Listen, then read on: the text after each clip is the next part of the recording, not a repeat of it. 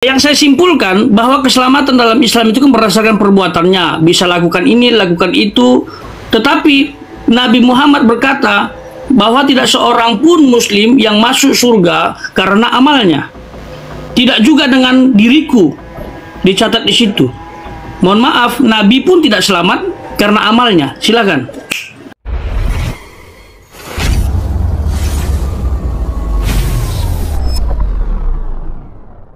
Silakan untuk Anda jabarkan dulu bagaimana keselamatan menurut Kristen. Setelah itu 5 menit saya jabarkan lagi bagaimana keselamatan menurut Islam. Habis itu baru putaran kedua kita saling mengolok-olok. Jangan mengolok-olok, itu bahasanya kurang bagus. Sambil menyinggung begitu dari jabaran kita kan. Jadi ketika Anda memberikan jabaran tentang keselamatan untuk Kristen, saya catat. Putaran kedua baru saya bertanya apa yang Anda jabarkan itu. Oke. Siap. Iya. Oke. Masya Allah. Yes, silakan boleh kita mulai. Bismillahirrahmanirrahim.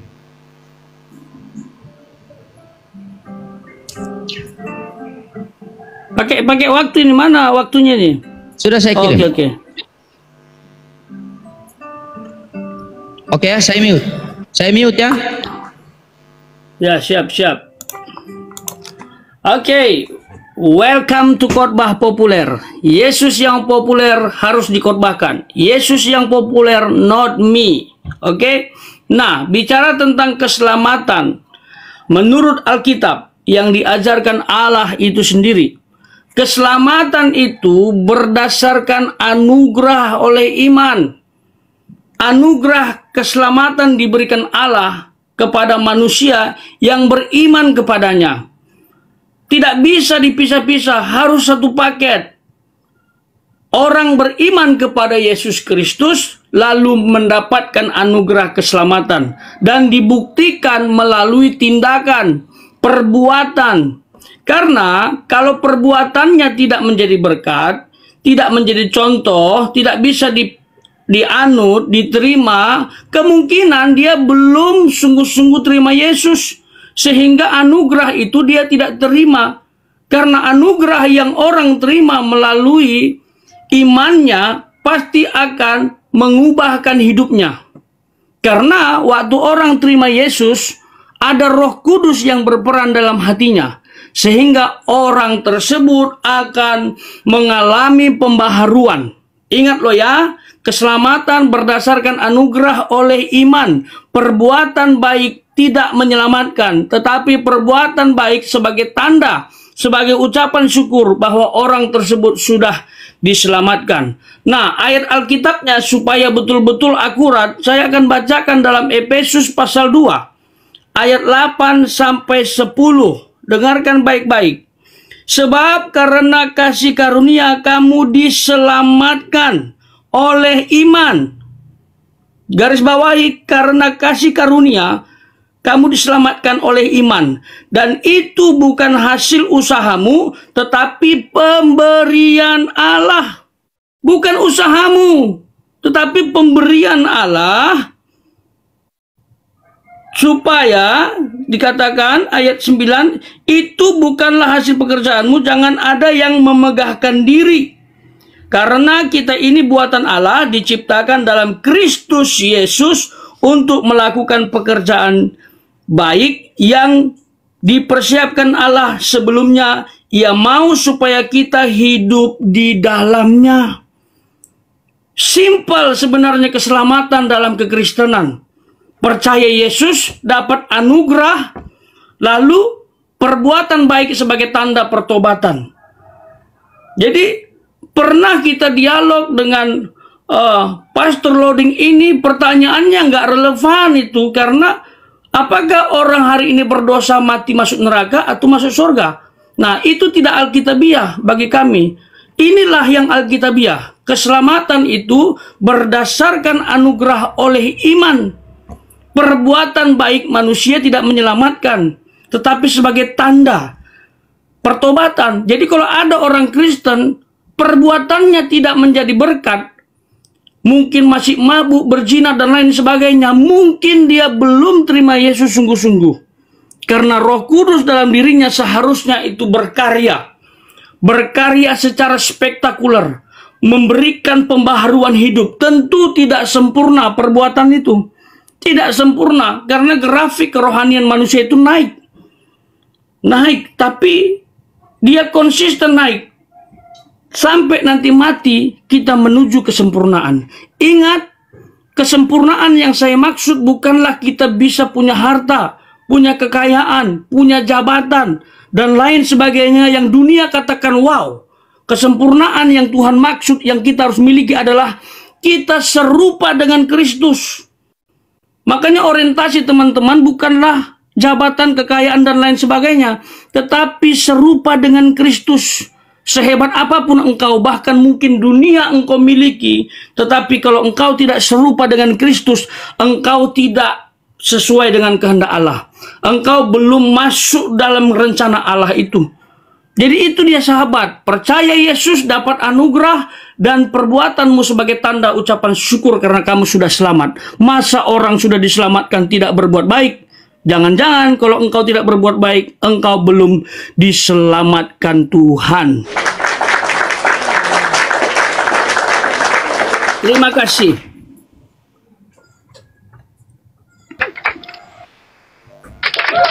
Oke, luar biasa ya. Luar biasa. Oke, sudah beberapa poin yang telah saya catat. Ya. Kita lanjut ya. Saya jabarkan tentang Islam. Silakan nanti Anda tulis ya, karena putaran kedua nanti kita saling bertanya ya. Tapi itu ketika bertanya jangan dulu diaktifkan baling-baling bambunya. Bahaya kalau baling-baling bambu sudah diaktifkan itu. Pusing kita nanti. Oke. Silakan.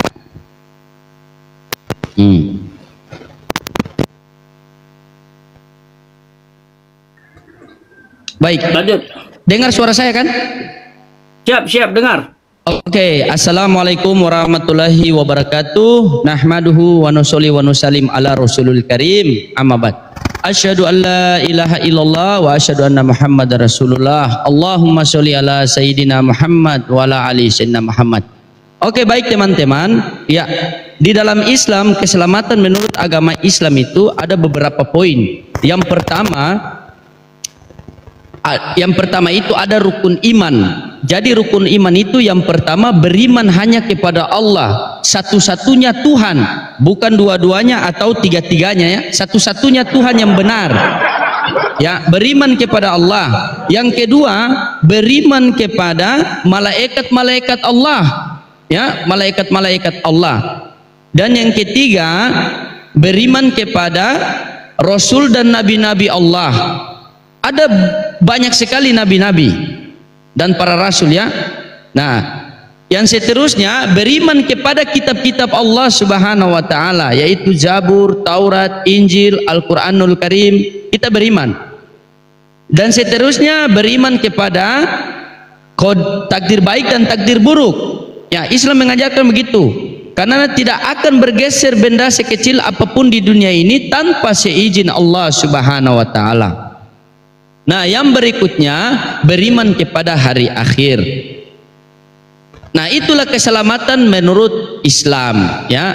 Jadi yang pertama kita beriman kepada Allah, yang meyakini bahwa satu-satunya Allah Subhanahu wa taala. Seterusnya kita bertakwa ya, mengikuti perintah Allah Subhanahu wa taala. Apapun perintah Allah Subhanahu wa taala wajib kita ikuti. Itu hukumnya fardu ain, hal yang wajib.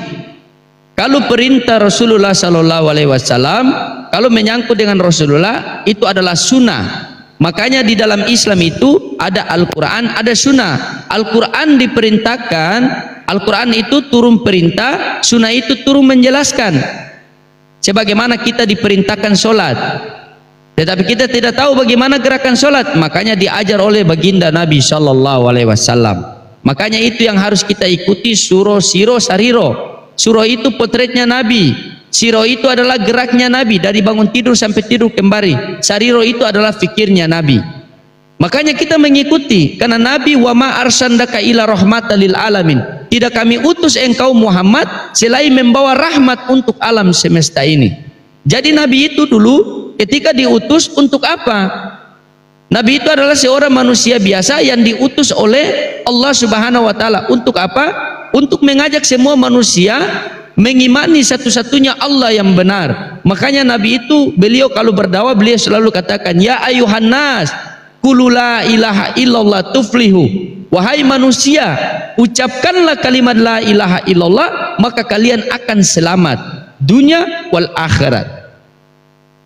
Karena kegagalan yang paling fatal pada diri kita bukan kita gagal mendidik anak, bukan kita gagal dalam satu usaha, bukan kita gagal dalam pangkat, harta, jabatan, bukan.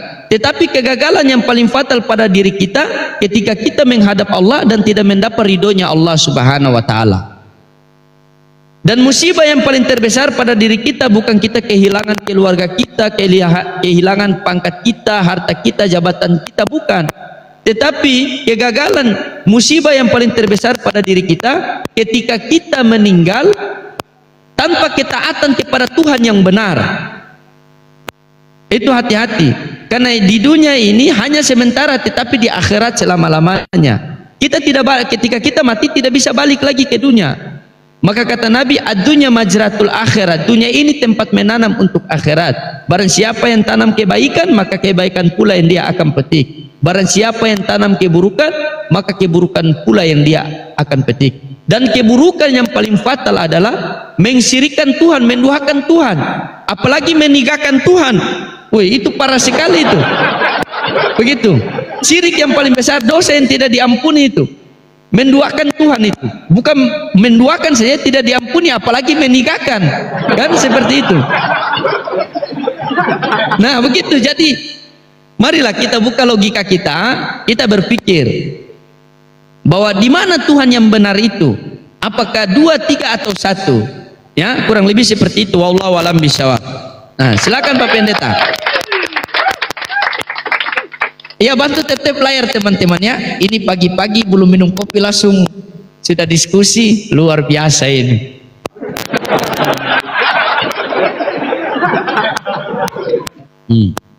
Oke. Silakan. Silakan waktunya. Oke, kita tanding lagi.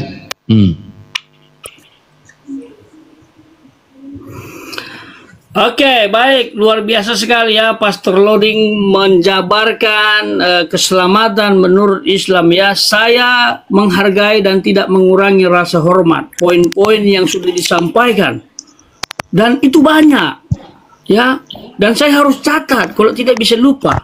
Dan saya catat di sini ada 5 rukun atau 6 tadi, mungkin bisa dijawab. Saya catat 6, tapi saya dengar tadi 5 katanya.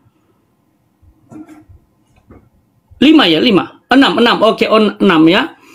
Di sini ada 6 rukun Islam yang merupakan bagian dari konsep keselamatan dan harus dilakukan. Misalnya beriman kepada Allah, malaikat, Rasul, kitab Zabur dan Injil, takdir baik dan buruk, dan hari kiamat. Wow, bagus sekali. Ini sistematis, tetapi ini sangat banyak. Berbeda dengan orang Kristen yang mempercayai konsep keselamatan dalam Alkitab, beriman kepada Kristus, dapat anugerah, dan lakukan perbuatan baik sebagai tanda ucapan syukur karena sudah selamat. Simple. Keselamatan itu bagi kami. Poinnya nggak banyak, tapi inilah ya pengajaran kita, perbedaannya. Silakan teman-teman memilih konsep keselamatan mana yang teman-teman mau terima, mau lakukan. Ya, bagi kami konsep keselamatan yang Tuhan tawarkan itu tidak sulit, hanya perlu diterima dengan hati yang tulus, sungguh-sungguh. Makanya kami selalu memuji Tuhan dengan semangat, dengan sukacita. Karena kenapa? Dalam pikiran kami, keselamatan itu berdasarkan anugerah, dan kami beriman kepada Dia. Makanya orang-orang Kristen kalau beribadah itu menunjukkan ekspresi yang antusias. Karena seperti itu tadi, persepsi kami sudah menjadi orang merdeka. berdasarkan anugerah yang sudah Tuhan berikan. Seperti itu. Jadi ini konsep keselamatan yang Alkitab ajarkan. Beriman sungguh-sungguh, maka Anda akan mendapatkan anugerah. Apa itu anugerah? Anugerah itu pemberian yang sebenarnya tidak layak diterima orang. Siapapun itu, orang berdosa, siapapun itu, tidak layak seharusnya diterima. Tetapi Tuhan layakkan. Misalnya contoh, satu, Rasul Paulus, yang sebelumnya dia Saulus. Dia adalah pembunuh orang Kristen, mengejar orang-orang Kristen. Tetapi Tuhan tangkap dia dalam perjalanan menuju Damsyik. Dikasih anugerah. Dia beriman, dia menjadi rasulnya Tuhan.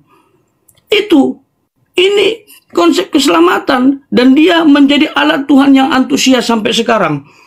Dia diberitakan. Dia siap mati untuk Kristus. Itu. Jadi konsep keselamatan seperti ini yang harus kita miliki.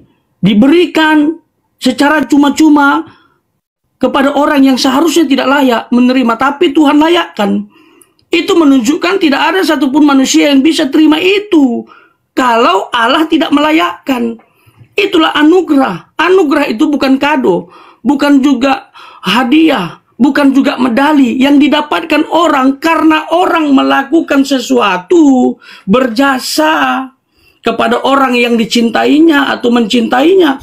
Tapi anugerah, pemberian Tuhan yang dahsyat secara cuma-cuma kepada mereka yang mungkin sebagai penjahat. Dan siapapun layak terima anugerah, termasuk Bapak Loding yang terhormat ini, bisa dapat anugerah. Nah, yang jadi pertanyaan saya adalah, Bapak Loding yang terhormat, jika salah satu dari rukun Islam ini tidak bisa dilakukan, apakah orang tersebut masih bisa diselamatkan? Atau bagaimana perhitungan atau cara Tuhan untuk menilai orang tersebut layak diselamatkan atau tidak?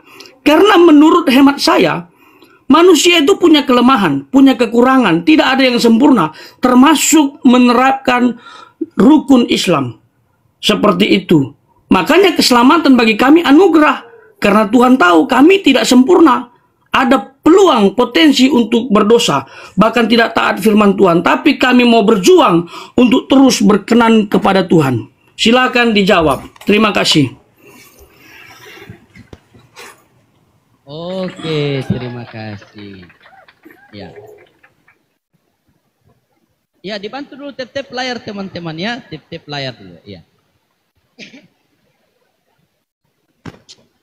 Bentar, kita lanjut.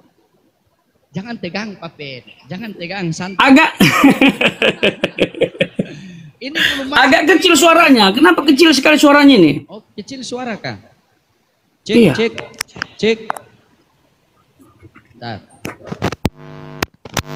Iya, cek. Masih kecil? Sudah. Cek. Aman kah? Aman. Sudah besar. Sudah. Oke, mantap, siap. Oke, kita lanjut.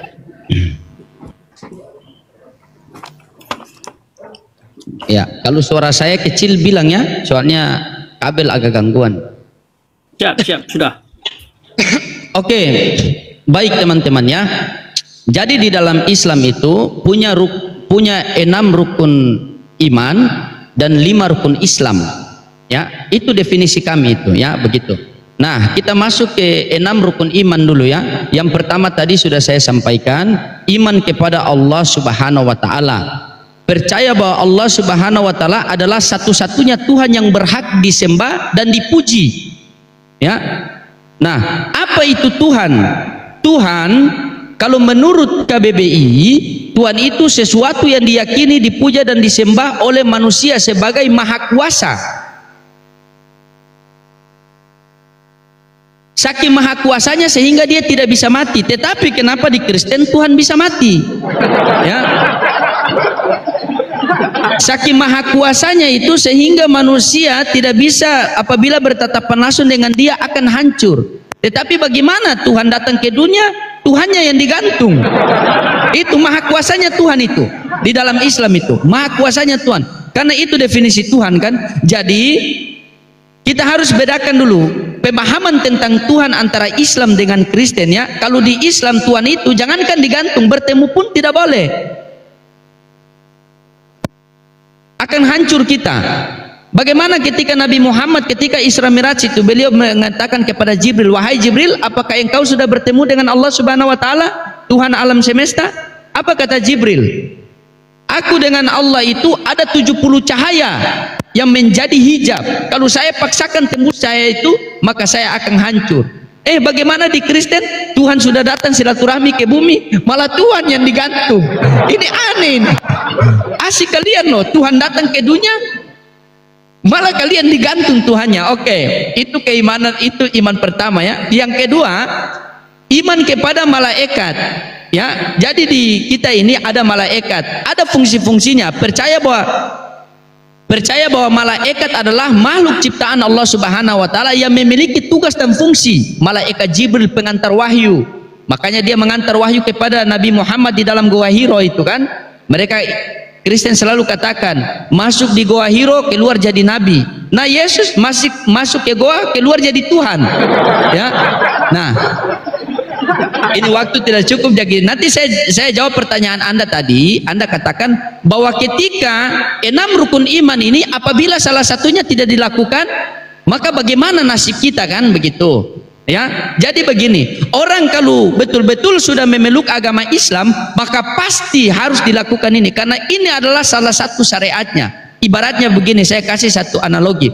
Ketika kita mau masuk satu perusahaan itu punya 6 syarat. 6 syarat. Apabila 6 syarat ini kita tidak tunaikan, maka kita tidak bisa masuk. Walaupun 5 syarat sudah kita lakukan, tetapi 1 syarat belum kita lakukan, maka perusahaan tidak akan terima. Harus 6 syarat baru perusahaan bisa terima. Karena itu sudah menjadi peraturan perusahaan. Nah, di dalam Islam juga seperti itu.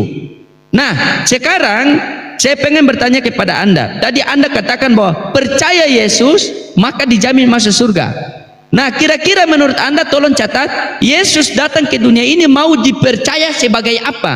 Sebagai Tuhankah atau sebagai utusan? Dan yang kedua, Anda mengatakan bahwa ini semua rencana Allah. Apa rencana Allah itu? Apakah penyaliban juga termasuk rencana Allah?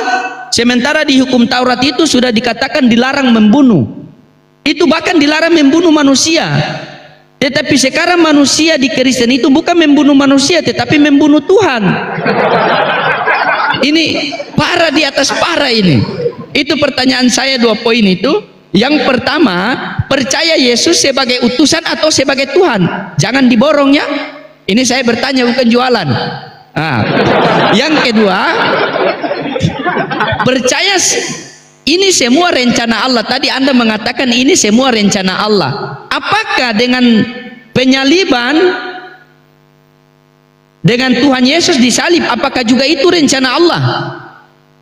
Kalau rencana Allah, Yesus itu disalib, berarti bohong perkataan Allah ketika Yesus sedang dibaptis Yohanes. Bagaimana bunyi suara dari langit? Inilah anak yang aku kasihi, kepadanya aku berkenan. Apakah salah satu rencana Allah penyaliban ini? Tolong silakan dijawab ya. Wallahu a'lam bishawab.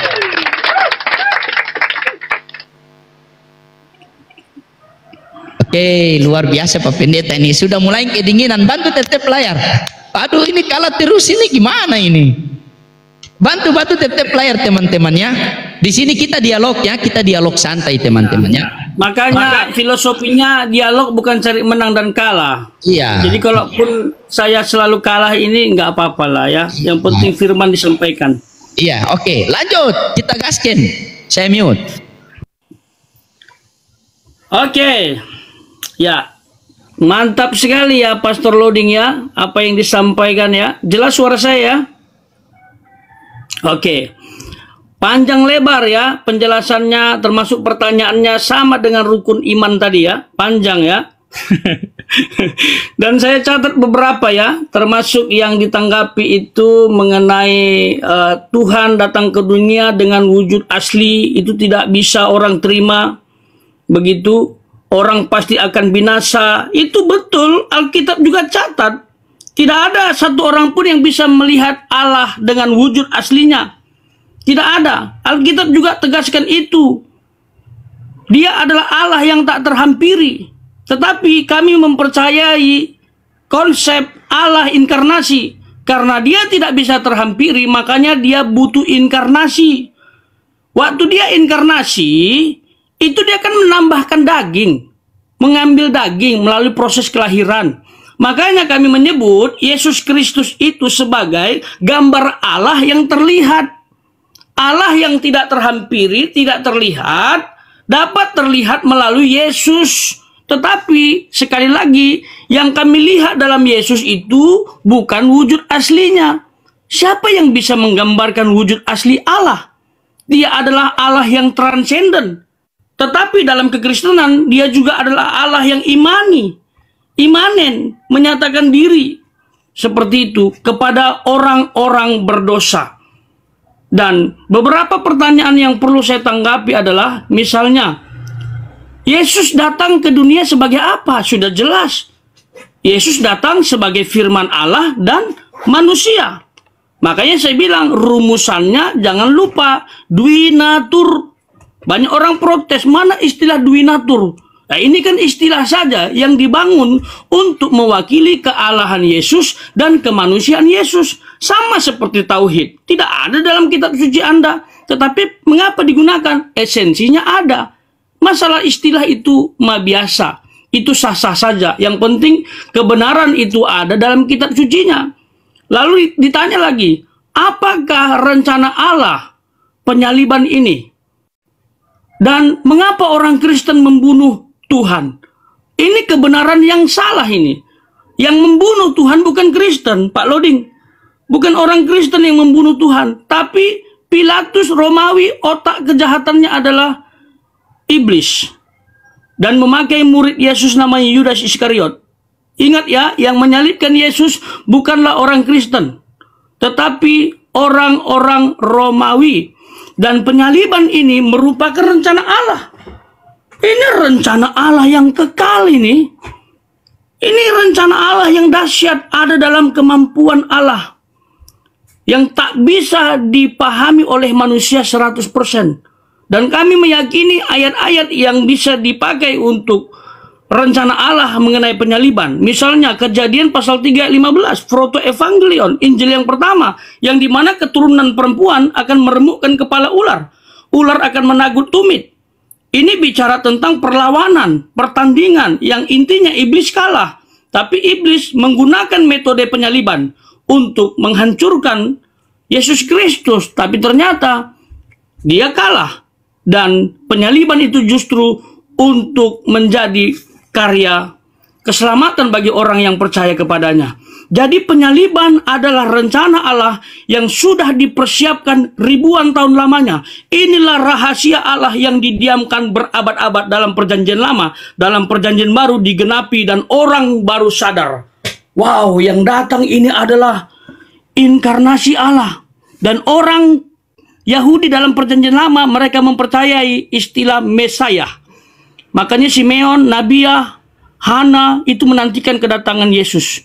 Itulah Mesias. Mereka berharap melalui Mesias itu Israel dipulihkan. Tapi sebagian menolak. It's okay. Namanya manusia. Ada yang percaya, ada yang tidak. Lalu Yesus datang sebagai utusan atau Tuhan. Sebagai utusan dia adalah firman Allah yang diutus Bapa. Sebagai Tuhan itu gelarnya. Jadi dua-duanya benar. Nah, inilah cara berpikir yang benar. Jangan mengabaikan keseimbangan. Dia Allah sejati dan dia Tuhan yang sejati.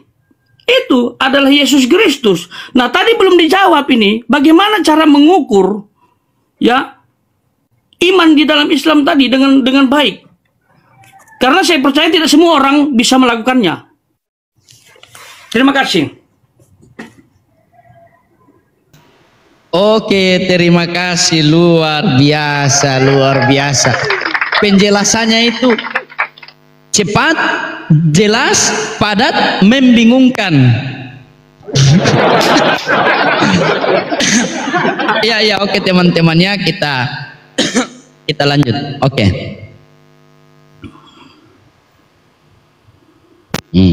Terima Pak Pendeta, jangan gugup lah Pak Pendeta seperti begini-begini tuh. Aduh, hancur. Tidak ada yang bingung. Lanjut. Iya. Nah, ternyata teman-teman telah dibuktikan yang nyata oleh Pak Pendeta pada pagi-pagi ini. Ternyata betul ya, apa kata saya, bahwa seluruh Kristen ini mereka tidak percaya Bible mereka sama sekali. Tidak percaya sama sekali, teman-teman. Ya. Kenapa saya mengatakan bahwa mereka tidak percaya Bible mereka? Sudah jelas-jelas di dalam Bible itu, Yohanes 17:8, Yesus mengatakan bahwa dia utusan. Mereka mengatakan Yesus itu Tuhan. Nah, mereka katakan bahwa Yesus itu punya dui natur. Yohanes 1:14, firman itu telah menjadi manusia. Bukan firman itu menjadi dua natur, atau firman itu menjadi tuman, Tuhan dan manusia. Bukan. Baca yang tertulis. Firman itu telah menjadi manusia. Bukan firman itu telah menjadi tuman, Tuhan dan manusia. Makanya di Lukas 1 nomor 31 dikatakan, malaikat Gabriel katakan kepada Bunda Maria, engkau akan mengandung seorang anak lelaki dan engkau namakan dia Yesus. Jadi seorang anak lelaki, bukan seorang anak tuman, Tuhan manusia, bukan juga. Nah,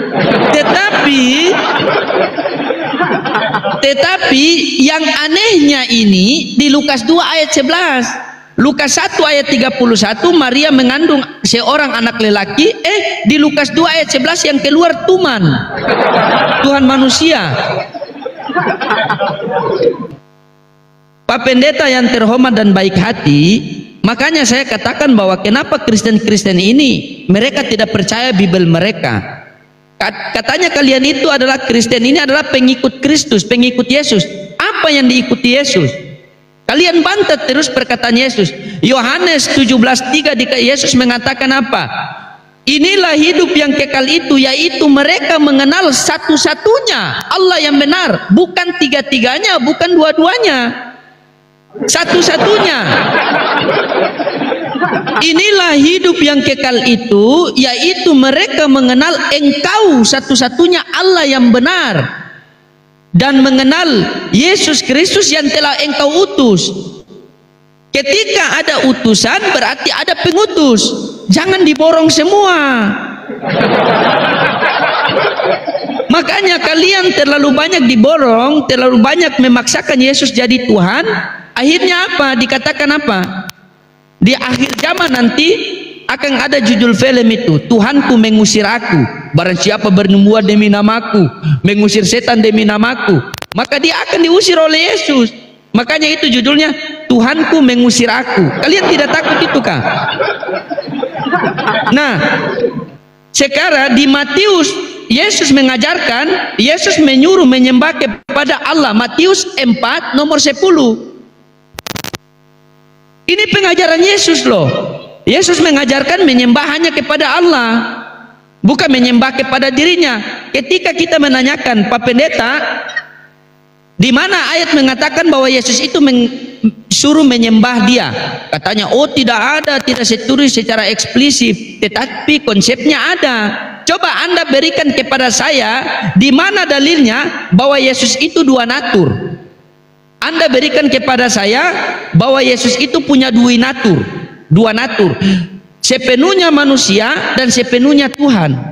Begini Pak Pendeta ya, kita pakai logika, kita punya logika ya.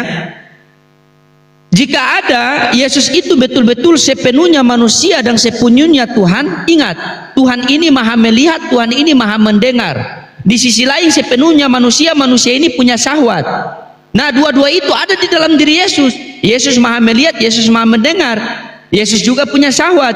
Bagaimana ketika ada perempuan yang mandi? Masa Tuhan mau tutup mata? Coba Anda carikan saya, di mana dalilnya bahwa penyaliban Yesus ini telah direncanai oleh Bapa, berarti Bapa melakukan rencana pembunuhan. Bahaya Bapa, ini bisa pidana ini. Ya.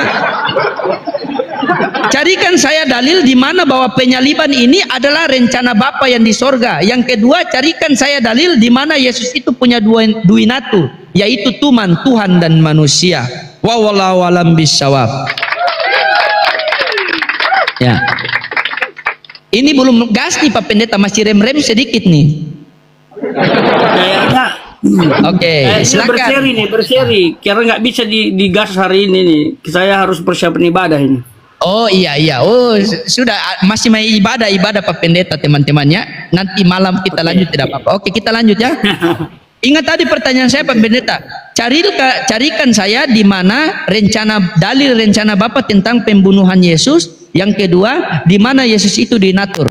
Terima Pak Pendeta. Silakan. Oke, baik. Cek. Bisa dengar suara saya? Oke, pertanyaan yang sangat bagus dan saya harus jawab supaya pendengar tidak kabur ya. Dengar, saya tidak usah gunakan banyak ayat. Ini kan rumusan yang dibangun, tetapi esensinya ada dalam Alkitab. Yohanes pasal 1 ayat 14 itu. Nah, pemahaman kami tidak seperti Pak Loding.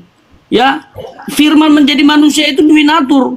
Ada firman Allah, ada manusia yang dilahirkan Maria nantinya. Itu duinatur, nggak usah banyak-banyak ayat. Cukup satu ayat sudah mewakili bahwa Yesus duinatur. Dia Allah sejati yang tak terbatas, dia manusia sejati yang terbatas.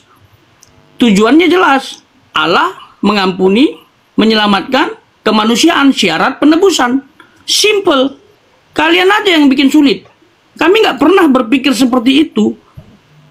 Orang Kristen itu imannya kuat, kecuali kalau nggak tahu Alkitab, kecuali nggak punya hubungan dengan Tuhan, ya bisa pindah. Biasanya orang-orang Kristen yang pindah agama itu bukanlah orang Kristen yang sungguh-sungguh. Mungkin karena harta tahta dan cinta pindah dia, ya silahkan, itu pribadinya dia. Cuman saya sayangkan, dia nggak belajar Kristen dengan benar dan Alkitab dengan benar. Lalu tentang penyaliban, Bapak Loding terhormat, saya tadi sudah sebut Kejadian pasal 3 ayat 15. Itu adalah dasar yang paling awal, yang dimana ada perjanjian antara Allah dengan iblis, yang dimana seorang perempuan tanpa benih pria akan melahirkan seseorang, yaitu yang kami percaya Yesus, itu akan menghancurkan kepala ular dengan arti kuasa. Lalu iblis merembukkan tumit. Ini bicara penyaliban. Nah, ini kan bicara bayang-bayang, gambaran. Konsep mengenai kematian Yesus dalam perjanjian lama ini bersifat nubuat dan bayang-bayang akan terjadi, bukan tidak jelas, tetapi bayang-bayang, gambaran. Makanya orang Yahudi banyak yang percaya dan menantikan kedatangan Yesus. Alkitab itu jelas, Simeon tidak akan mati sebelum melihat bayi Yesus. Siapa lagi? Hana, Nabiah. Itu orang-orang yang taat hukum Taurat. Dan para murid itu sangat percaya dengan konsep Mesias. Walaupun sebagian mungkin mereka tidak terima akhirnya, karena mungkin mereka berpikir, oh ini Mesias kok mati, sementara Israel sedang dijajah Roma ini. Mereka sedang krisis ekonomi, spiritual, kepemimpinan. Loh ini nggak ideal ini Mesiasnya, kok mati? Makanya sampai abad ke berapa itu, ke-belasan itu, Simon Bar-Koba itu memimpin Israel, menyatakan dia Mesias. Untuk memenuhi 3 unsur tadi, mereka lepas dari penjajahan ekonomi, spiritual, dan kepemimpinan. Tapi ternyata Mesias yang sejati itu adalah yang mati disalib untuk menebus dosa manusia. Seperti itu. Untuk bicara ayat banyak. Mika pasal 5, Yesaya pasal 9 ayat 5, di situ jelas. Di mana lagi? Yesaya 43 ayat 6, di situ jelas. Ditambah lagi Yesaya 53, Yesaya 63, bongkar di situ ayat-ayat tentang nubuat Yesus. Penyaliban itu sudah dirancang, digenapi dalam perjanjian baru, diperjelas dalam perjanjian baru. Misalnya Ibrani pasal 9 ayat 22, jelas di situ harus ada pertumpahan darah supaya pengampunan dosa terjadi bagi orang yang percaya kepadanya. Dan Yesus Kristuslah menggenapi itu. Konsep untuk pertumpahan darah itu sudah terjadi dalam perjanjian lama. Ya, yang awalnya adalah digambarkan dengan domba. Ini kan bersifat tipologi, gambaran Kristus yang akan datang. Di dalam perjanjian lama, Pastor Loding, banyak sekali tentang tipologi Kristus. Dan konsep ini sudah ribuan tahun. Dan Allah memang sengaja tidak langsung datang ke dunia. Ditunda supaya manusia siap. Sudah dibuat jalannya bagus saja, orang nggak mau terima, apalagi tidak bagus begitu. Nah, sekarang saya kembali bertanya kepada Pastor Loading yang terhormat, bicara tentang konsep keselamatan dalam Islam, harus melakukan rukun iman. Tadi ada 6, ya banyak sekali. Intinya kalau orang gagal, berarti kan perbuatannya salah kan? Gagal dia melakukan itu. Nah, bagaimana kalau itu gagal? Apakah ada orang Islam yang tidak masuk surga? Apakah Pak Loading sudah lakukan ke-6-6-nya dengan sempurna, makanya Pak Loading akan diselamatkan? Dan bagaimana hadis Sahih Bukhari 52 ayat 41? Silakan dijelaskan.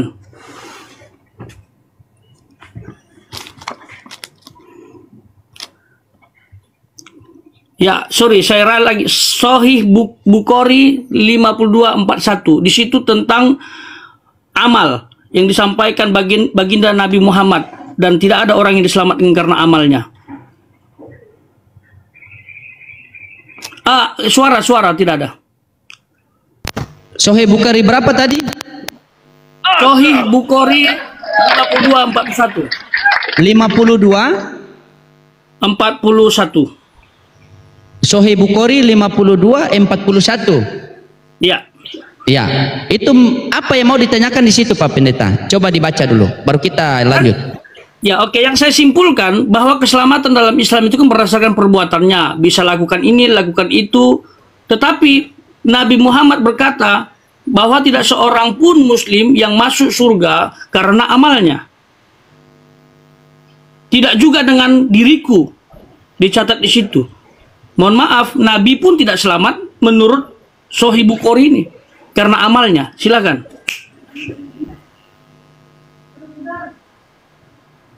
Oke. Ya, tanding kita ya. Oh ya. Jangan tegang Pak Pendeta. Pak Pendeta ini tegang-tegang. Kenapa Pak Pendeta ini? Iya, itu framing itu ya, supaya orang semakin tegang gitu ya. Kita jelaskan dulu penjelasan tentang 6 rukun iman ya. Jadi Pak Pendeta ini dia berpikir begini, bahwa apabila ada seorang yang tidak orang Islam yang tidak melakukan 6 rukun iman, maka akan gagal. Seluruh orang Islam pasti melakukan itu. Karena syarat untuk memeluk agama Islam yaitu 6 rukun iman. Sudah saya kasih tadi perumpamaan kan, ketika kita mau masuk ke satu perusahaan dan perusahaan itu punya 6 syarat. Apabila kita sudah melakukan 5 syarat, tetapi satu syarat kita tidak lakukan, maka kita tidak akan diterima. Kita tidak akan diterima di perusahaan itu. Makanya itu landasan kita beragama di dalam Islam itu: satu, beriman kepada Allah; yang kedua, iman kepada malaikat Allah; ketiga, iman kepada kitab-kitab Allah; keempat, iman kepada rasul-rasul Allah; iman kepada hari akhir; dan iman kepada takdir baik dan takdir buruk. Jadi kita beriman semua, kita percaya ada hari akhir, hari kiamat akan ada. Kita percaya bahwa ada takdir baik, takdir buruk. Makanya itu saya tidak pernah menyalahkan Bapak bahwa Bapak itu menyembah anak orang begini, karena Bapak memang sudah ditakdirkan seperti itu. Saya ini datang ke dunia, saya tidak mau menjadi orang Indonesia Timur, tetapi memang takdir saya sudah ditentukan oleh Allah bahwa saya ini orang Indonesia Timur. Nah, itu takdir ya Pak. Beriman kepada kitab-kitab Allah, Zabur, Taurat, Injil, Al-Quran, itu ya.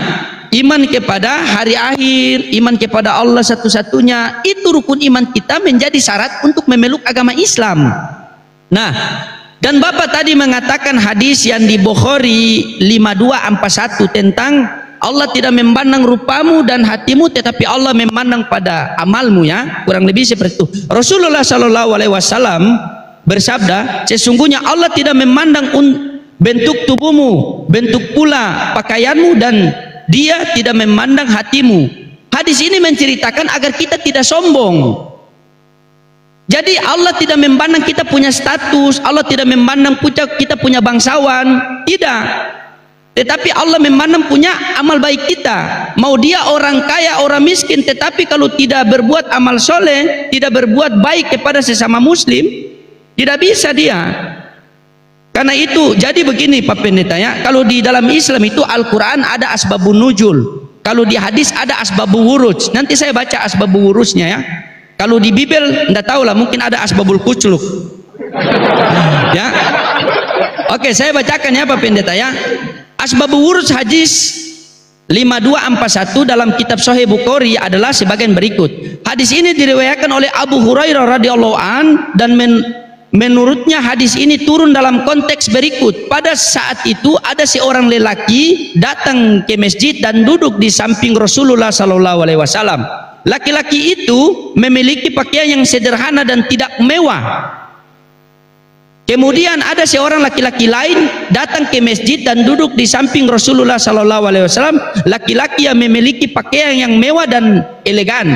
Rasulullah sallallahu alaihi wasallam kemudian melihat kepada kedua laki-laki itu dan bersabda, sesungguhnya Allah tidak akan memandang bentuk rupamu, tidak pula pakaianmu, dan tidak pula memandang pada hatimu.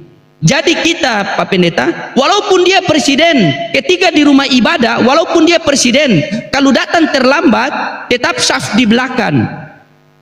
Walaupun dia itu raja sekalipun, ketika datang untuk sholat di masjid, tetapi kalau datang terlambat tetap saf di belakang. Kalaupun dia itu orang miskin, tetapi kalau datang sholat dengan tepat waktu, berarti dia saf yang terdepan. Begitu. Jadi hadis itu menceritakan seperti itu. Bukan kita tidak dapat pahala. Famay ya'mal misqala dzarratin khairan yara wa may ya'mal misqala dzarratin syarran yara. Oke, saya lanjutkan tadi. Pak Pendeta katakan, saya bingung Pak Pendeta. Di perjanjian lama, Pak Pendeta bilang ini perjanjian Allah dengan iblis. Berarti Allah ini kerjasama dengan iblis mau bunuh anaknya. Berarti ini masuk pembunuh berencana. Coba kasih dalil yang sahih lah. Masa kasih dalil seperti itu? Sudah perjanjian lama Allah berjanji dengan iblis untuk membunuh Yesus. Datang di perjanjian baru Yesus di bawah iblis. Ini Tuhan atau iblis kok berteman sama iblis ini? Coba cari nubuatan saya di mana dosa manusia ditebus pakai darah manusia. Silakan.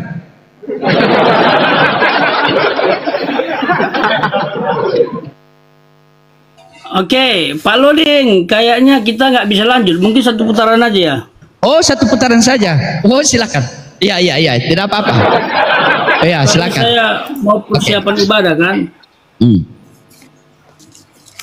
Bentar. Oke, saya gimana lanjut ini? Iya, lanjut. Terima, jangan gugup lah. Framing aja nih. Siapa yang gugup? Yang namanya dialog itu ya. Kita harus mikir merenung kebenaran firman Tuhan kan. Oke, baik Bapak Pastor Loding yang terhormat. Bacalah bunyinya. Itu Sahih Bukhari tadi 5241 itu pakai tafsiran, penjelasan A, penjelasan B. Itu ayatnya baca. Tadi nggak dibaca bunyinya, langsung disampaikan maknanya. Dibaca di sana bunyinya apa. Bunyinya kurang lebih seperti ini ya. Saya bacakan nanti lah kalau Pak Loding nggak mau membacanya. Mana tadi ya? Oke. Ini loh. Tidak ada seorang pun yang masuk surga karena amalnya. Para sahabat bertanya, begitu juga dengan engkau, wahai Rasulullah. Beliau bersabda, tidak juga dengan aku. Tidak ada orang diselamatkan karena amalnya. Demikian juga dengan baginda Rasulullah Muhammad. Itu tolong ditanggapi kalimat itu, bukan tafsiran. Itu maksudnya apa? Bertentangankah dengan pengajaran rukun iman tadi? Harus lakukan itu kan perbuatan kita. Sementara tidak ada yang selamat dengan amalnya. Ini dipakai enggak hadis ini? Atau bagaimana? Itu dijelaskan, jangan gunakan tafsir yang lain dulu.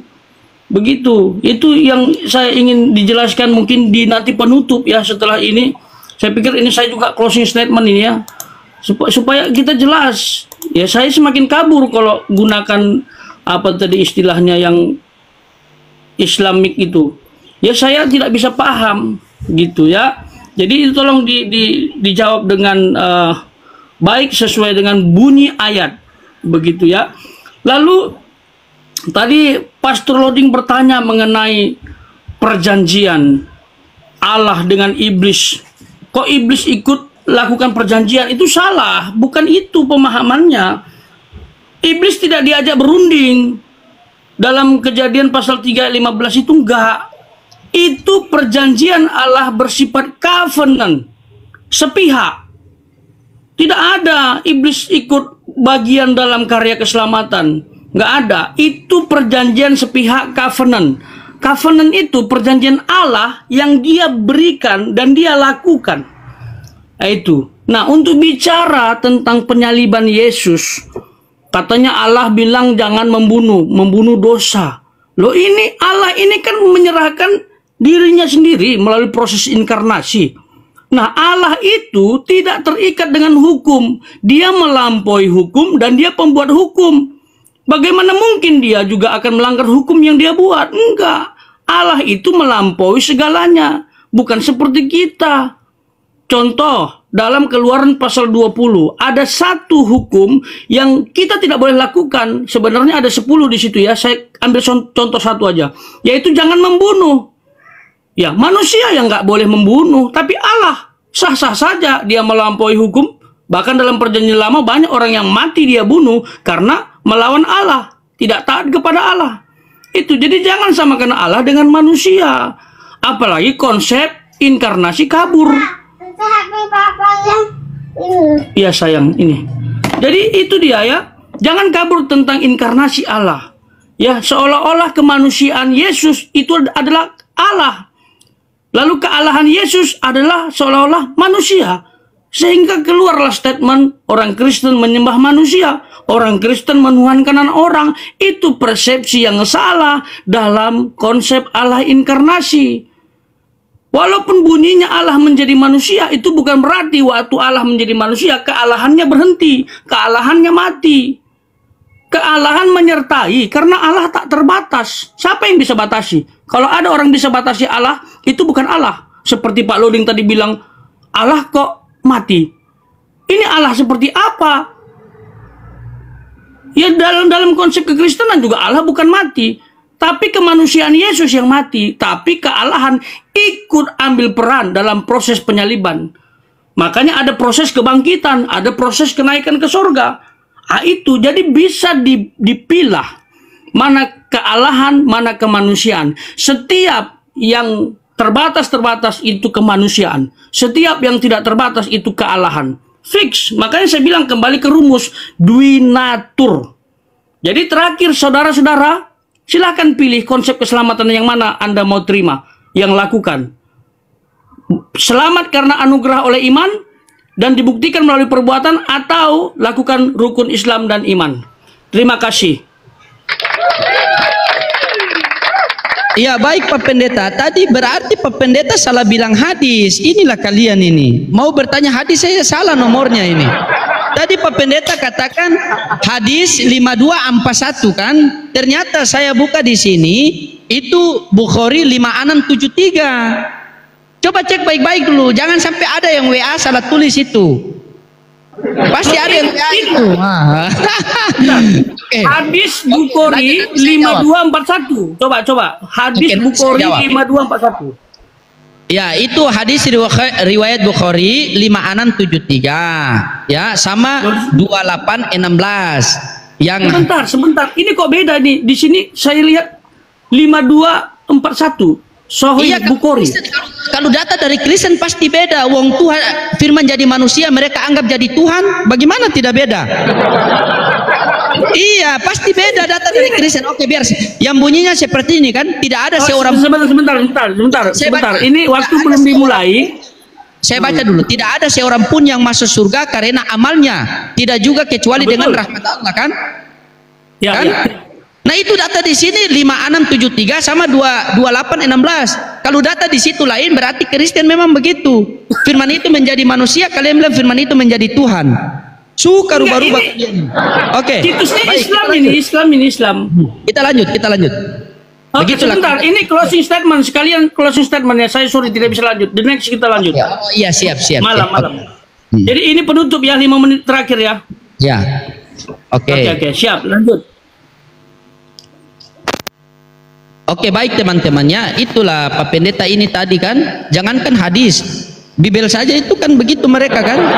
firman itu menjadi manusia, dibaca firman itu menjadi Tuhan. Makanya saya selalu mengatakan begini, seandainya ada di lobi di pintu itu dikatakan dilarang masuk, tetapi kalau Kristen baca silakan masuk, kan? Dia bawa data saja tadi salah. Oke, yang dibawa data tadi hadis yang dimaksud adalah sebagian berikut.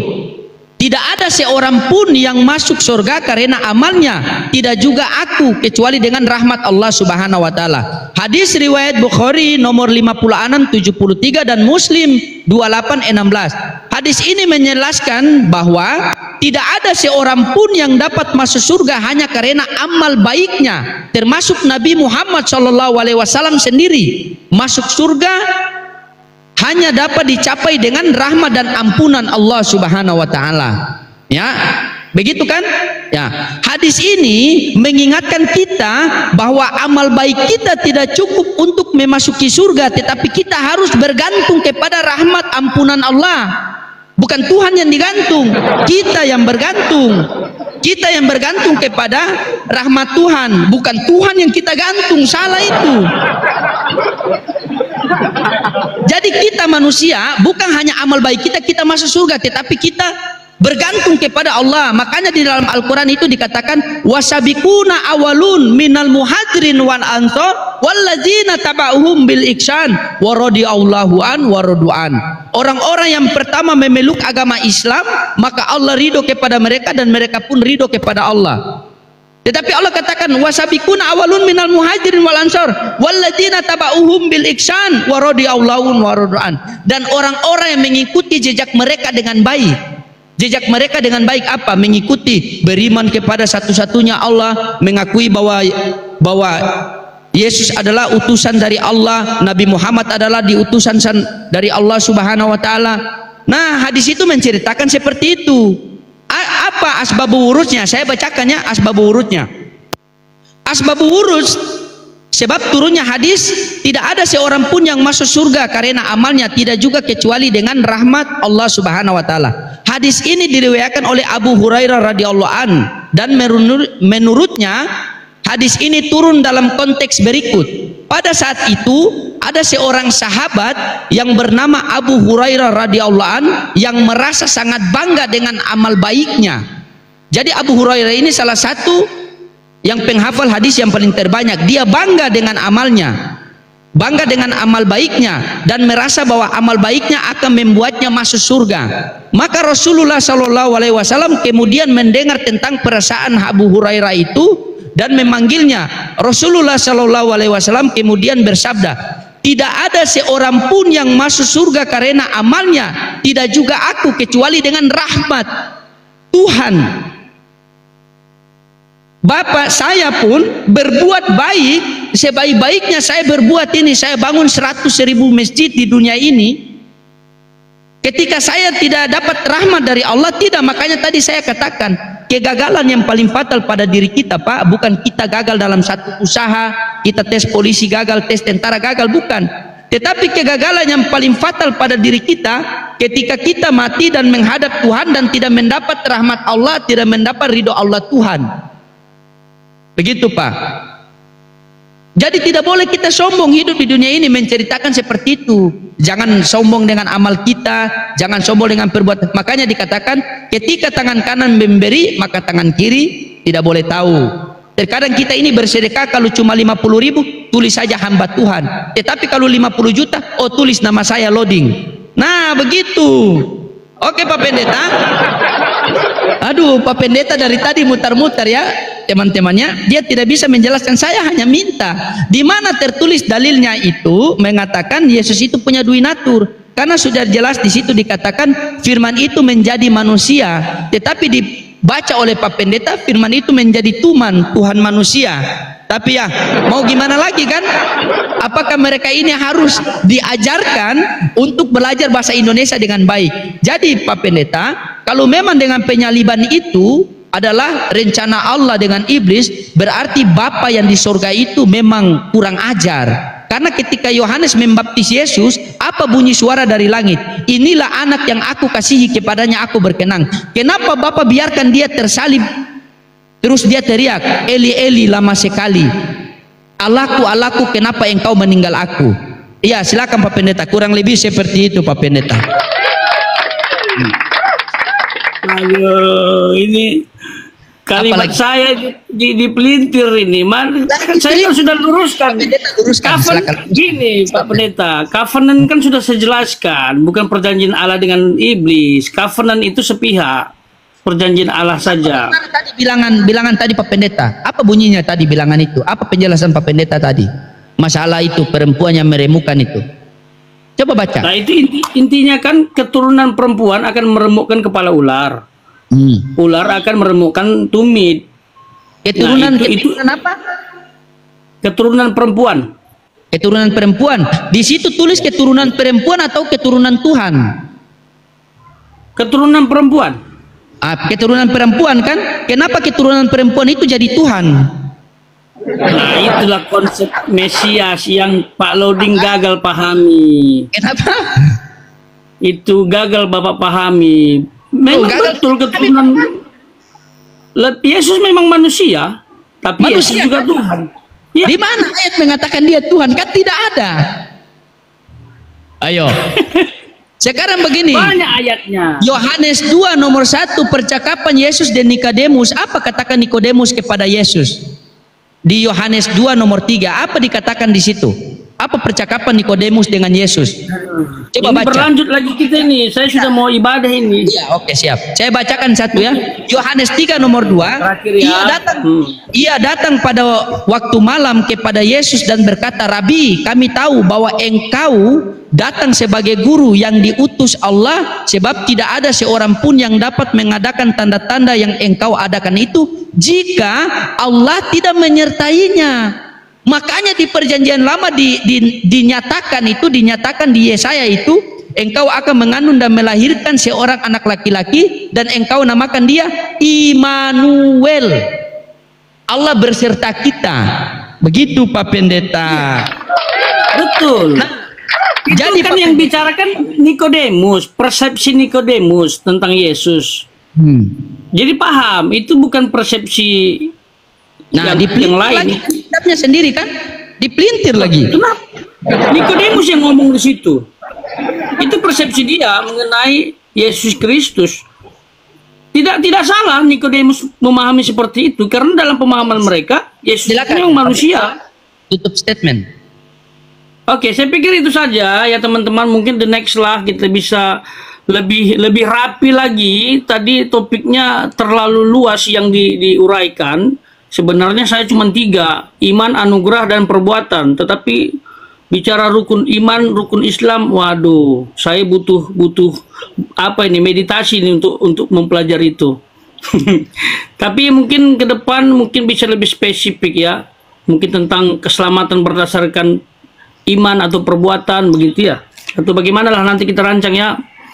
Ya. Tapi ya pesan saya kembali teman-teman yang memilih ya, saya adalah hamba Tuhan yang hanya punya kapasitas menyampaikan, menguraikan, menjelaskan firman Allah ya.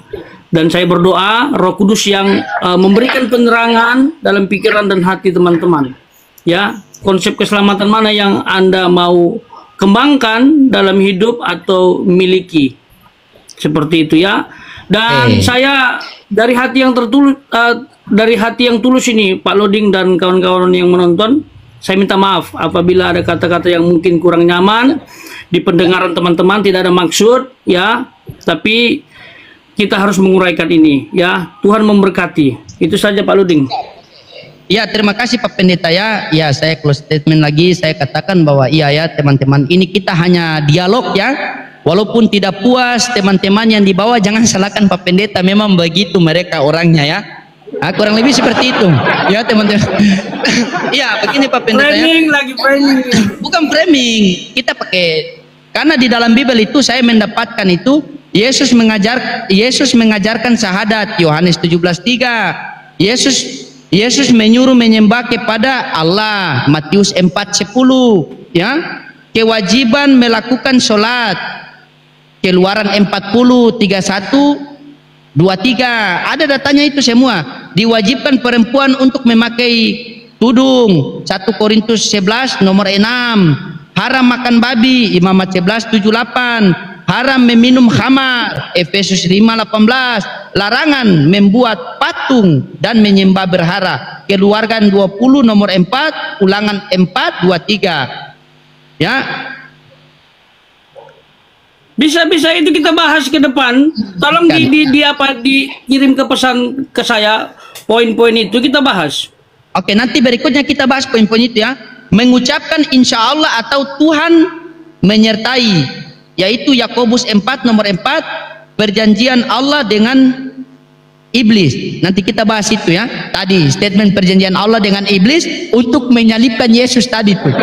Nanti kita kupas itu juga. Ya. Tolong di list kirim poin-poinnya ke saya. Oke, siap, nanti saya list. Oke Pak Pendeta ya. Ya, apabila ada, oke teman-teman, apabila ada kata-kata yang saya yang salah, itu mutlak dari diri saya sendiri. Apabila ada kata-kata saya yang benar, maka itu datang daripada Allah Subhanahu wa taala, karena saya hanya belajar menyampaikan firman Tuhan. Mahfud ulama mengatakan, unjur makola wala tanjur mankola. Lihat apa yang ia sampaikan, jangan melihat siapa yang menyampaikan. Oke Pak Pendeta, ya mohon hormat. Jadi kira-kira kapan lagi waktu kita ini? Yang jelas nggak hari ini. Saya lihat dulu jadwal ya. Oke, siap Pak Pendeta. Iya. Siap. Oke, siap Pak Pendeta ya. Terima kasih ya. Ya, thank you. Oke, siap Pak Pendeta. Masya Allah. Oke, bye bye semuanya. Tuhan memberkati semuanya ya.